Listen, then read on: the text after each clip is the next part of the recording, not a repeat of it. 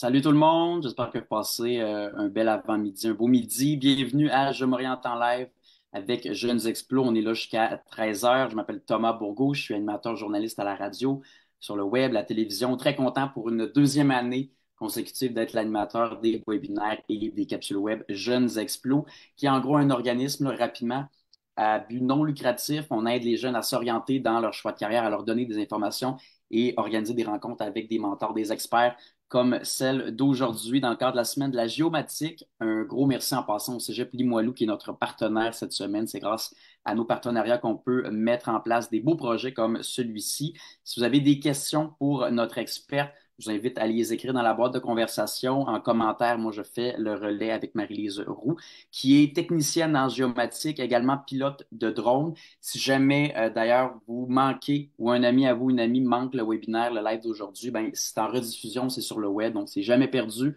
On peut lui envoyer facilement. Donc, Marie-Lise Roux, technicienne en géomatique, pilote de drone, merci d'être avec nous. Pourquoi c'était important pour vous, Marie-Lise, de participer au webinaire, au live avec Jeunes Explos aujourd'hui? Ben, quand on m'a demandé si je voulais participer, puis c'est la raison qu'on m'a dit, ben, c'était pour promouvoir la géomatique, ben, tout de suite j'ai embarqué parce que c'est un domaine qu'il faut connaître. C'est partout autour de nous, puis moi, j'étais la première à avoir aucune idée de ce que c'était avant de faire mes recherches, puis avant d'étudier en géomatique. Fait que je me suis dit que via le live, ben, tu sais, si on peut en parler puis faire découvrir ce beau métier, moi, je saute sur l'occasion. Donc, c'est aussi simple que ça. Ben, on est très content que vous avez sauté sur l'occasion, justement. Puis vous êtes technicien en géomatique, aussi pilote de drone. Moi, je me demande, dans vos mots à vous, c'est quoi votre métier? Ça mange quoi en hiver, comme on dit? Puis le lien entre technicien en géomatique et pilote de drone aussi, c'est quoi? Ben, parce que voilà, il y a la géomatique, encore une fois, c'est tellement large, mais on parle de données, donc cette donnée-là, qu'on traite la donnée géospatiale, ben, il faut qu'elle soit acquise. Donc, en tant que pilote de drone, moi, je peux aller acquérir la donnée, parce qu'on peut maintenant aller chercher de la donnée aéroportée avec des drones, qu'on va mettre des trucs sur des drones tels que des caméras ou des lidars qui peuvent nous permettre d'aller collecter notre donnée. Donc, c'est ça qu'on mange en hiver, c'est de la donnée. Euh, On en mange beaucoup. On va l'acquérir en tant que pilote de drone, puis en tant que technicienne, ben là, maintenant, c'est le temps de traiter la donnée pour qu'éventuellement cette donnée devienne manipulable, palpable et délivrable à des clients potentiels. Quand Donc, vous parlez de données, on parle de quoi? C'est un peu la superficie, c'est le territoire. On parle de quoi quand on parle de données? c'est beaucoup de choses. Dans ce que je fais exactement, on va aller chercher de la donnée, par exemple, ben, c'est la donnée géographique qu'on va aller chercher au terrain. Donc, on peut être demandé tout simplement à aller, par exemple, prendre des images, des imageries aériennes. Donc, là, on va tout simplement avoir une caméra de connectée au drone et on va aller survoler la zone qu'on doit survoler, tout dépendant de ce qui nous a été demandé. Et avec ça, on va produire des orthomosaïques. Donc, il y a ce type de données, de l'imagerie. Il y a aussi des données qu'on peut aller chercher avec des lidars. Donc, ça, c'est des nuages de points, en fait. C'est comme des scanners, on pourrait dire ça comme ça, si on veut y aller simplement, là. Puis, on va scanner des ondes, mais on a comme résultat de donner des nuages de millions et des millions de points qui vont nous démontrer tout ce à quoi ressemble le terrain, même les maisons, le barbecue sur la terrasse en arrière. Donc, ça peut être cette donnée-là aussi. Puis après ça, cette donnée-là, ben, on la transporte puis on la met sur des cartes, on la met sur des plans, on la met tout simplement en nuage de points où est-ce qu'on va aller faire des mesures pour étudier certaines choses. Moi, c'est ce que je fais en particulier. On peut créer aussi des courbes de niveau. Tu sais, quand on voit sur des cartes topographiques, on peut voir les élévations dans les montagnes. C'est des choses qu'on peut faire aussi avec ce type de données-là. Des modèles numériques de terrain. Il y a tellement de choses. Il y a plein Mais de choses voilà, que vous donc faites moi, c'est vraiment dans de votre domaine. l'imagerie et de la donnée LIDAR. Et dans votre journée, par exemple, votre semaine, on va dire aujourd'hui, vous allez faire quoi du reste de votre journée? Tu sais, une journée typique ressemble à quoi? Outre le live qu'on apprécie, mais que vous êtes là aujourd'hui, vous allez faire quoi d'autre? Vous avez fait quoi ce matin? Un peu, contez-moi votre journée. J'ai été courir. Ça, c'est toujours important. Il faut commencer la journée avec un bon jogging. Euh, mais sinon, c'est ça, ça va dépendre. Donc, il y a deux aspects. Moi, justement, dans ma job, j'ai la chance d'être autant technicienne que pilote de drone, fait que j'ai la chance de pouvoir aller au terrain. Je suis pas la première pilote de drone avec les gens avec qui je travaille chez MVT ou Volatus. On a un pilote très expérimenté, Hubert, que moi je peux accompagner. C'est lui le pilote principal, mais sinon moi je peux aller avec lui ou je pourrais t'appeler à aller au terrain. Donc il y a des journées où est-ce qu'ils vont on va être au terrain, on va aller acquérir notre donnée, on peut passer une demi-journée, une journée complète, 2 journées, 3 journées au terrain, ça va dépendre de la zone. Et au terrain, ce qu'on fait, ben là, c'est faire voler les drones. Donc, c'est vraiment couvrir la zone qu'on a à couvrir. On doit aussi prendre des points de contrôle au sol avec notre GPS pour pouvoir après vraiment bien placer notre donnée à une très bonne précision. Euh, et ça, c'est vraiment la portion terrain. Euh, Quand je suis sinon dans les bureaux, ben là, c'est le traitement de la donnée. Donc, c'est de voir, par exemple, quel projet est-ce qu'on a entre les mains. Qu'est-ce qui a été demandé d'abord? Le client a besoin de telle chose. Ah, OK, super. Donc, il y a des offres de services qui sont faites. C'est accepté. On y va. OK, je dois produire maintenant. Je sais pas, ça peut dépendre tellement des clients. Mais par exemple, on peut me demander tout simplement, encore une fois, de produire une orthomosaïque d'une zone. Donc, moi, tout dépendant de ce que je dois donner au client, ben là, c'est de prendre la donnée qu'on a été chercher au terrain et de la mettre dans le logiciel approprié pour en arriver pardon, au résultat qu'on a de besoin. Donc, ça bouge beaucoup. C'est sûr que l'hiver, on n'a pas beaucoup d'acquisition de terrain parce que les lidars, l'hiver, avec la neige, ça fonctionne pas super bien. Les drones, quand il fait -30, ben, les pauvres, ils en arrachent un peu. Fonctionne moins bien un peu. Voilà. Fait que l'hiver, c'est beaucoup plus du traitement de données. Mais ou sinon, aussitôt qu'on arrive au printemps, que la neige commence à fondre, tout ça, l'été, ben là, on n'arrête plus. L'automne, c'est une saison très, très haute puisqu'il n'y a plus de feuilles dans les arbres. Donc, c'est super pour aller chercher de la donnée. Donc, c'est ça qui est le fun dans le travail que je fais, les gens avec qui je travaille, c'est qu'il y a une diversité. C'est autant du terrain que l'ordinateur, fait que ça bouge beaucoup. Donc, ça bouge énormément. Puis je pense que pour ça, vous avez un partage d'écran à nous faire, mais vous vous servez quand même de plusieurs outils. On a parlé des drones, évidemment. Je Ouais. sais qu'il y a comme des machines qu'on porte aussi avec les points pour un peu analyser le terrain parfois. Je veux Ouais. savoir, vous vous servez de quels outils en général dans le cadre de votre travail, Marie-Lise? Ben, pour les outils au terrain, c'est ça, ça va être des drones. Si vous voulez, je peux vous montrer. Attendez, je vous montre ça maintenant. Donc, ici, par exemple, est-ce que vous voyez? Oui. Ça, c'est bien partagé, super. Donc, ben, ici, on a un beau gros drone qui est fait pour transporter un beau lidar juste ici en dessous. Donc, ça, c'est le genre de truc qu'on va devoir utiliser. C'est gros, c'est beau. Donc, c'est ça qu'on va aller piloter. Il y a différents types de drones, bien sûr. Là, ça, c'en a un gros, hein, le M600, qui peut transporter justement un lidar qui est beaucoup plus lourd. Mais ou sinon, il y a des drones qui vont être plus petits, ou est-ce qu'on va probablement peut-être juste avoir une caméra ou juste un lidar, un plus petit lidar avec une caméra intégrée. Donc, ça va être vraiment les outils qu'on va utiliser au terrain. Ou sinon, on aura les GPS, les choses comme ça. Ça, j'ai pas d'image, là. Mais ça revient vraiment à, je vous montre autre chose. Bon, vous voyez, par exemple, ici, ça, on était sur une petite île près de Montréal. Tu sais, on peut voir, on a juste notre drone, notre petit tapis en plein milieu d'une plage, parce qu'il y avait des grenouilles partout. Euh, et nos caisses de drones, des caméras, des batteries, tu sais, c'est vraiment ça, c'est l'équipement typique qui va être amené au terrain.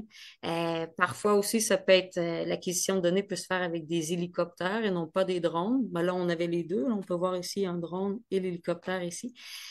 Donc, même quand on va au terrain, c'est ça, ça peut aussi devoir y aller en hélicoptère, ce qui est quand même cool dans C'est cette bien. partie du travail. Ouais, c'est très bien.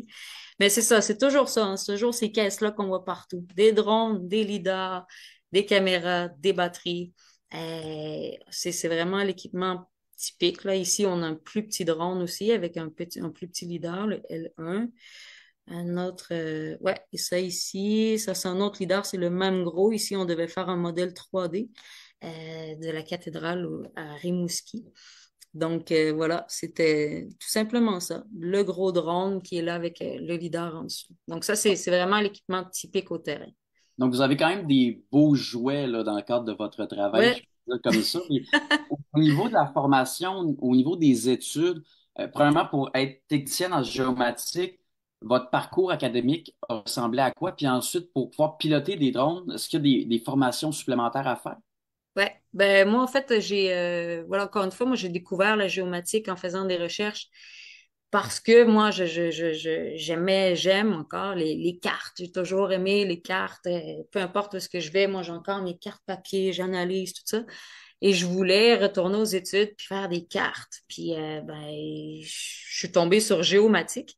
Parce que je savais pas que c'était ça. En fait, c'était ça qu'il fallait étudier si on voulait devenir cartographe ou pouvoir faire des cartes. C'était la géomatique. Donc, ben, en faisant mes recherches, ben, je suis tombée sur Cégep Limoilou, puis c'était en arrière de chez nous, qui offrait le programme complet, autant côté cartographie que géodésique, parce que géodésie, arpentage, ça fait aussi partie du même domaine. Donc, ben, j'ai été faire étudiante d'un jour. Et puis, en faisant étudiante d'un jour, tout de suite, j'ai fait, OK, c'est bon, c'est cool. On signe où, là? Je peux-tu commencer maintenant? Je pouvais pas, il fallait que j'attende jusqu'à l'automne, mais j'ai attendu, puis j'ai commencé l'automne d'après, puis j'ai fait la technique de 3 ans au Cégep. À l'intérieur de la technique, ben là, c'est ça, il y avait des stages aussi. Donc, moi, j'ai fait des stages avec le ministère des Transports du Québec. On va chercher beaucoup d'expérience. Puis à la fin de la technique, eh ben, en fait, j'ai fini la technique un jeudi, puis le lundi d'après, ben, je commençais à travailler chez MVT Géosolutions, avec qui je suis toujours aujourd'hui, en tant que technicienne. Et puis, MVT Géosolutions, Volatus, on est spécialisé justement dans l'acquisition de données par drone et tout ce qui est traitement de données, donc vraiment géomatique. On est vraiment spécialisé géomatique. Donc, en étant avec eux, non seulement j'ai commencé à travailler comme technicienne et approfondir beaucoup mes connaissances avec la donnée LIDAR, mais aussi, eux, ils ont décidé de me former en tant que pilote de drone pendant que je travaillais avec eux. Et puis, pour faire un pilote de drone, en fait, on n'est pas obligé de suivre une formation en particulier. On pourrait, si on veut, étudier par nous-mêmes, puis après aller passer un examen avec le ministère des Transports du Québec. Ça se fait, mais il y a aussi des cours qui se donnent. Donc, on peut suivre des cours théoriques. Moi, j'ai suivi une formation théorique parce que c'est quand même assez. Je m'attendais pas à ça, là, pour devenir pilote de drone avancé, hein, parce qu'en tant que pilote de drone avancé, moi, je peux aller faire voler des drones dans des zones contrôlées. Quelqu'un qui n'a pas le certificat de pilote avancé ne peut pas aller dans ces zones-là. Et il y a aussi une limite au niveau du poids de ce qu'on va faire voler quand on n'est pas pilote avancé. Donc, pour pilote avancé, je recommande quand même, voilà, peut-être des formations parce qu'il y a quand même beaucoup, beaucoup, beaucoup de notions auxquelles je ne m'attendais pas. Il y a vraiment beaucoup de choses à connaître et l'examen n'est pas facile. C'est un examen qui est vraiment très difficile avec Transport Canada. Donc, moi, je recommanderais de passer une formation. Et il y a aussi après ça un examen pratique à faire avec quelqu'un qui vient vérifier nos habiletés, c'est sûr, là, parce que bon, faut le faire voler, le drone, devant quelqu'un avant d'être approuvé, là. Donc, c'est ça. Moi, j'ai tout fait ça dans le cadre de mon travail, en fait. Donc, entre autres, vous avez fait le stage d'un jour, vous avez vraiment adoré, vous avez su directement que c'était fait pour vous, Marie-Lise. Mais je veux savoir, parce que je ressens votre passion aussi quand vous parlez de votre métier. Vous dites, tu sais, les cartes, moi j'adore les cartes. Puis là, on dirait tout le monde a le GPS maintenant. Mais je veux savoir, qu'est-ce qui vous fascine autant, qu'est-ce qui vous plaît autant dans la cartographie, dans le territoire, tout ça. C'est d'où ça vient, cette passion-là? Ben, c'est juste tellement, je sais pas, de voir une carte, de voir dans la vraie vie après, de connaître le territoire, d'arriver à connaître toutes les élévations partout. Moi, ça me fascine, en fait, qu'on puisse arriver à être aussi précis dans la connaissance de notre territoire, juste avec qu'est-ce qu'on a maintenant, justement, des drones ou des gens qui sont au terrain ou des choses comme ça.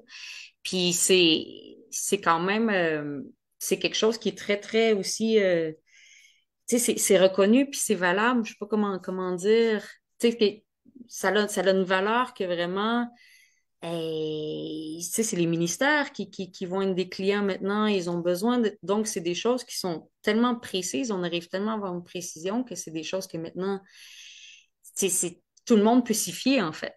Puis la cartographie en tant que telle, ben oui, il y a encore la cartographie papier, mais maintenant, on est beaucoup dans le digital, c'est sûr, on est beaucoup dans toutes les nouvelles technologies. Tu sais, c'est tellement partout, c'est tout est, tu sais, il y a de la donnée géographique partout autour de nous, même nous, en fait, tu sais, nous, en tant qu'êtres humains, on est géolocalisable maintenant. Plus que Donc, c'est jamais, en plus, vraiment, avec tous nos gadgets, ah ça oui. n'arrête pas. Puis quand on étudie, quand on travaille en géomatique, c'est quoi, je me demande, les différents secteurs d'activité possibles, tu sais, parce qu'on pense à un domaine qui est large, puis vous me disiez avant notre entrevue que on dirait que les gens connaissent peu le domaine, mais j'imagine qu'il y a beaucoup de secteurs, beaucoup de domaines dans ce domaine-là aussi. Ah, c'est énorme. Moi, je suis spécialisée dans l'acquisition de données par drone et de la donnée LIDAR ou de l'imagerie aérienne, ce genre de choses-là, mais c'est qu'une petite partie, tu sais. Après, on peut bouger en foresterie, tu sais. Par exemple, bon, malheureusement, quand il y a eu les feux de forêt cet été, qui est-ce qui a été beaucoup demandé à les aider? C'était des gens qui travaillaient dans le domaine de la géomatique, c'était des pilotes de drones parce qu'ils avaient besoin d'aller identifier les zones. Ils avaient besoin de mettre ça sur carte, à savoir quelles zones avaient été affectées ou non. Donc, au niveau de l'environnement, c'est déjà partout. Après ça, il y a tout l'aspect même des océans. Moi, je suis quelqu'un qui est beaucoup dans l'eau. Donc, il y a tout l'aspect hydrographique aussi qui est super intéressant. On peut même cartographier les fonds marins. On peut étudier même l'état des coraux juste avec des imageries de l'imagerie satellitaire. Ça, c'est de la télédétection. Puis ça aussi, ça fait partie de la géomatique. Tu sais, c'est pour dire comment c'est fou, là. Il y a l'arpentage, bien sûr. Tu sais, quand on voit quelqu'un au coin de la rue avec son petit trépied puis sa station totale dessus, mais c'est un arpenteur qui a fait des études en géomatique. Ça aussi, ça fait partie de ça. C'est vraiment très, très vaste. Puis on en a partout, on en transporte sur nous. Tu sais, avec nos montres intelligentes, on est des transporteurs géomatiques. Donc, c'est fou comment c'est un domaine qui est très, très vaste. Puis on en découvre énormément. Parce que je connaissais pas toutes ces affaires-là avant, justement, de faire le programme. Tu sais, moi, je me suis lancée dans le programme en me disant, yes, les cartes. Mais là, on découvre que c'est pas juste ça. Il y a tellement de possibilités avec qu'est-ce qu'on étudie et avec qu'est-ce qu'on acquiert comme connaissances pendant le cours, qu'on peut se lancer dans plein, plein de domaines. Puis là, tu sais, je parle, puis j'en oublie, parce qu'il y en a tellement. Il y en a tellement des domaines maintenant. Mais c'est un Les domaine qui municipalités, moi, ça me, tu sais, je connais des gens qui travaillent au niveau municipal, des municipalités, des MRC, tout ça. Puis, tu sais, on parlait après de matrices graphiques. Puis là, je fais, ah ben oui, c'est des gens géomatiques qui font des matrices graphiques. Ils font, ah, c'est ça. ne Donc, savait même pas non là, tu plus. sais, non, mais non, ils ne savaient pas que le terme, c'est géomatique. Les gens qui ont fait ça, c'est des gens qui, de la géomatique. Tu sais, donc, c'est vraiment, il y a beaucoup de domaines. Il y a beaucoup de domaines, c'est fascinant. Puis j'en profite d'ailleurs pour dire aux jeunes, aux moins jeunes, ceux qui ont des questions sur les selles, n'hésitez pas. Il reste encore une dizaine, même un peu plus de minutes là, pour Marie-Lise Roux. Donc, si vous avez des questions, je mets ça en priorité. N'hésitez pas, écrivez-la en commentaire. J'aimerais savoir aussi au niveau humain en géomatique, que ce soit votre emploi précisément de technicienne en géomatique, pilote de drone ou dans le domaine carrément, à quoi ressemble la parité homme-femme? Parce que moi, j'ai étudié en communication publique à l'Université Laval, on avait le département de géomatique à côté. J'avais l'impression que je voyais autant de gars que de filles, comme on dit, dans cette étude-ci. Savoir, vous, dans ce que vous voyez, est-ce qu'il y a une belle mixité des genres? Ouais. Ouais, peut-être qu'avant, ça ne l'était pas, je ne sais pas. J'imagine que oui, peut-être qu'avant, il y avait moins de femmes dans ce domaine-là, mais là, maintenant, je sais pas, moi, c'est même pas quelque chose auquel, justement, j'ai porté attention parce que c'est pas quelque chose, justement, qui m'a frappé. Moi, les gens avec qui je travaille, on est quasiment 50-50, mais en même temps, tu sais, c'est par hasard. C'est juste que c'est les gens qui ont appliqué, qu'ils étaient hommes ou femmes, ben, ils avaient les connaissances nécessaires. Mais voilà. Puis sinon, dans le quotidien, tu sais, je regarde les gens avec qui on fait affaire, les clients et tout. Oui, il y a des hommes, il y a des femmes. C'est parfait. C'est On est un bon d'accord pour tout mix. le monde. Tu sais, puis, Oh au niveau oui. de l'horaire, les conditions, tout ça ressemble à quoi? Est-ce que c'est du 9 à 5 classique? Est-ce qu'on peut travailler de soir? Est-ce que vous avez des bonnes conditions selon vous? Ben, c'est sûr que la portion terrain, les horaires vont être adaptés à qu'est-ce qui se passe dehors. Ben parce que, tu sais, justement, nous, quand on va acquérir de la donnée avec les drones, on a besoin d'une météo favorable. Il faut qu'on fasse attention avec les vents. Il faut qu'on fasse attention, bien sûr, avec la pluie. S'il pleut, on ne peut pas. C'est pas bon pour notre donnée. Donc, ça va dépendre. Tu sais, si l'été, justement, on va profiter de la lumière, on va profiter des belles journées. Donc, des fois, ça peut être des très, très longues journées, mais très, très longues. Des journées du matin au soir, mais on peut pousser un peu plus tard le soir pour essayer d'avoir le plus de données possible, puis peut-être en faire moins le lendemain.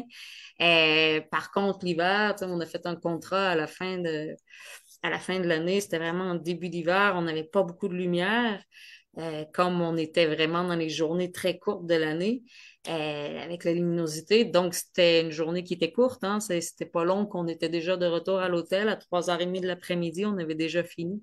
Donc, ça va dépendre. Puis, ça, c'est vraiment pour le terrain. Ça va dépendre de la météo. Au niveau de l'acquisition, du traitement de la donnée, pardon, ben là, ça va vraiment, encore une fois, dépendre des livrables, les délais qu'on a avec les clients. Et aussi, ça va dépendre, moi, je dirais, un peu de nous, personnellement. Moi, par exemple, en tant qu'employé, moi, j'ai de la chance. Mon emploi, c'est un horaire flexible, ce qui est magique. Parce que, tu sais, si je me lève à 6 heures le matin puis que je veux travailler, ben, je peux travailler, mais dans ce cas, je pourrais finir plus tôt dans la journée. Je peux des fois travailler, si la fin de semaine, je sais pas, moi, il y a personne à la maison, je suis tranquille, hop, je fais un petit 2 heures, pourquoi pas, tu sais. Je suis pas obligée de faire ça, mais ce que je veux dire, c'est que c'est hyper flexible. Donc ça, c'est vraiment des journées, pour moi, en tout cas, c'est parfait. Moi, j'adore ça comme ça. Super C'est parfait. Il y a de la flexibilité. flexibilité aussi au niveau Ouais. de l'horaire. Puis, Je pense que c'est de plus en plus comme ça maintenant avec les employeurs.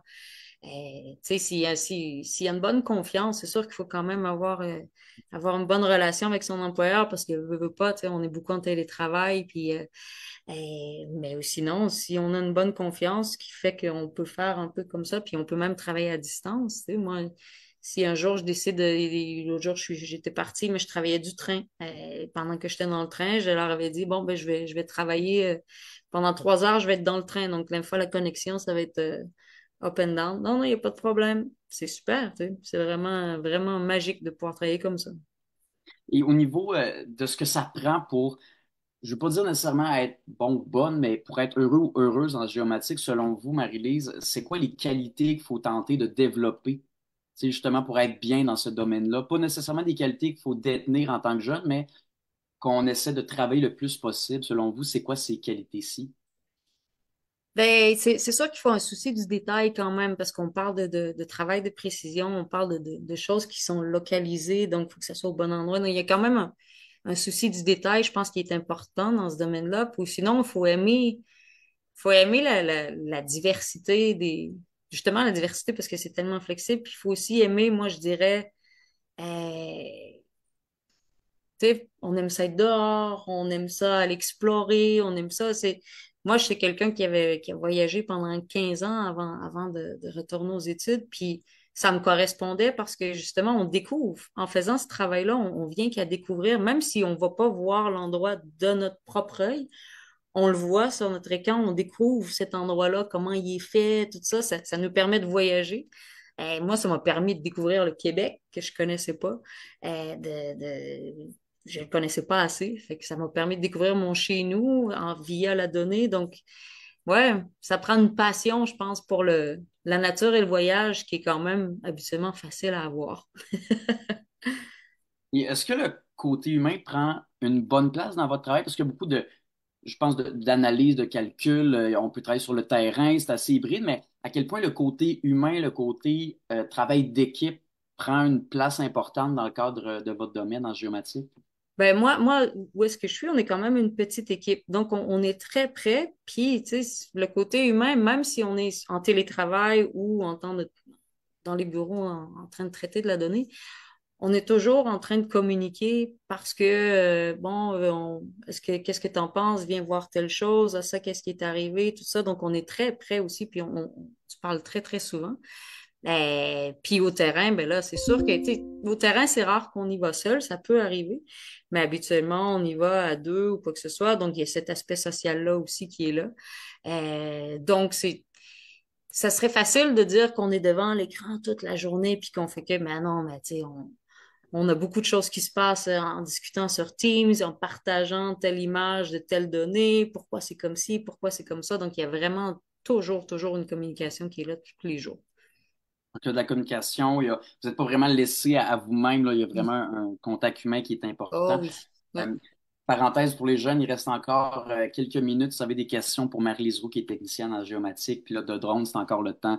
Puis évidemment, je mets ça en priorité. Mais je veux savoir aussi, Marie-Lise, vos conseils pour les jeunes qui nous regardent avec Jeunes Explos, à Je m'oriente en live aujourd'hui, qui peut-être d'une part veulent aller en géomatique, veulent faire carrément ce que vous faites dans la vie, ou qui sont juste un peu intéressés d'en apprendre plus sur votre métier, sur votre domaine. C'est quoi vos conseils pour ces jeunes-ci? Ben, il y a la journée. Moi, comme j'avais fait étudiant en un jour, moi, j'avais trouvé ça super parce que ça m'avait permis non seulement de voir, bon, les locaux, tout ça, rencontrer les professeurs, mais ça m'avait permis de parler avec des étudiants. Puis c'est eux les vrais, c'est eux qui ont l'opinion qu'on a de besoin quand on sait pas trop parce que eux sont plongés dedans tous les jours. Ils vivent les up and down qui sont complètement normaux. Donc, moi, je pense que de faire étudiant ou étudiante d'un jour, c'est déjà une super bonne idée. Si jamais aussi on est convaincu qu'on adore la géomatique, mais on n'est pas sûr de savoir ce dans quoi on aimerait se spécialiser, parce qu'il y a tellement de branches après, c'est pas grave, parce que pendant les 3 années de technique, on va apprendre sur chacune des spécialisations, puis c'est après la technique qu'on pourra décider vers laquelle vraiment on peut se diriger beaucoup plus. Donc, moi, ce serait vraiment mon conseil. Soit de faire étudiant d'un jour, ou allez-y à fond, mon Léon, puis après, ben, pendant les 3 années, vous allez voir que vous allez expérimenter, puis approfondir plein de choses. Il y a tellement de cours différents où est-ce qu'on apprend, puis on découvre énormément. Donc, moi, tu sais, j'aurais jamais pensé à la fin vraiment me spécialiser dans la donnée LIDAR. Puis vraiment, c'est ce que j'ai découvert que oui, c'était vraiment ça qui me plaisait. Mais au début de ma technique, j'aurais pas su. Et parlez-moi brièvement de cette journée d'observation de stage parce que ça vous a marqué. C'est vraiment un peu, je dirais, l'élément déclencheur peut-être du reste de votre parcours en géomatique. Qu'est-ce qui vous a tant plu et accroché dans cette journée de stage en géomatique? Ben, ça m'a rassurée. Ça m'a rassurée parce que c'est sûr, j'avais des craintes aussi. J'avais entendu parler que peut-être qu'il y allait avoir beaucoup de mathématiques, de choses comme ça. Puis j'étais comme, ça faisait longtemps que j'en avais fait. Mais ça m'a rassurée, tu sais, d'aller parler, même quand j'ai eu on s'est assis que moi et le coordonnateur du département. Puis il m'a préparé, il m'a dit, tu sais, si jamais tu t'inscris, tu arrives à l'automne, voici ce que je te conseille de faire, par exemple, cet été. Tu sais, si tu veux commencer à réviser quelques trucs de mathématiques, ceux qui sortent du secondaire, c'est super, c'est frais dans leur mémoire. Moi, ça faisait un petit bout. Donc, j'ai été rassurée, puis c'est ça, j'y voyais, ça m'a frappé. Je me souviens, je suis entrée dans le local, puis je voyais sur leur écran d'ordinateur les logiciels, puis déjà, je voyais des trucs de cartographie, puis j'étais comme, ça y est, c'est bon, c'est bon. Pour vous. Ben, merci beaucoup, Marie-Lise Roux, technicienne en géomatique, pilote Avec de drone. Merci plaisir. pour votre temps. C'était vraiment éclairant, si je peux dire, sur le domaine, parce que c'est vrai qu'on en connaît un peu moins que, par exemple, sur la médecine ou être avocat. Tu sais, vraiment. Ouais. Donc, merci beaucoup. Pour les jeunes qui nous ont regardés, un gros merci à vous aussi. Il y a des informations sur le site de notre partenaire, le Cégep Limoilou également. Il y a des informations sur les réseaux sociaux, le site web de Jeunes Explos. Donc, ayez pas peur, foncez. Foncez, mon Léon. Comment vous avez dit ça, Marie-Lise, tantôt? Oh, mon Léon, À fond, mon Léon. c'est Donc, ça. les à fond, Léon. Puis Marie-Lise, à vous encore une fois, merci beaucoup, puis bonne journée. Merci beaucoup.